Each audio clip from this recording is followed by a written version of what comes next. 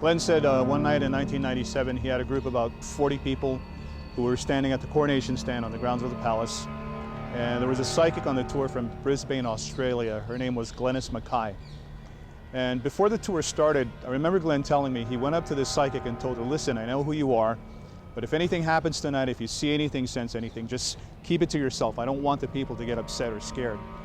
And she says, well, that's strange. This is a ghost tour. And he says, well, sometimes people tend to overreact.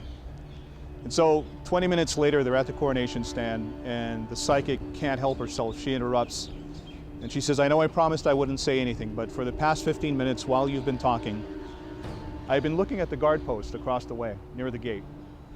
And there's been a 6-foot-tall Hawaiian man with white hair, white beard. He's wearing a yellow rug around his shoulders, some sort of loincloth. He's got what looks like a weapon because it's got teeth all around it. He's been telepathically telling me that if any of you come near this place, I'm going to kill every single one of you. And she asks Glen innocently, do you know who that might be?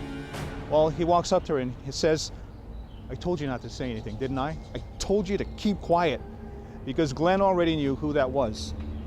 Apparently, King David Kalakaua had assigned a guard to that gate who would only allow members of the royal family or himself in and out. Now, whether the guard was dressed in ancient garb or dressed as a palace guard, nobody quite knows. But the reason Glen was upset is because one night as he was finishing a tour, he was walking through that same gate. As he walked past the guard post, he said someone had actually pushed him from behind, physically.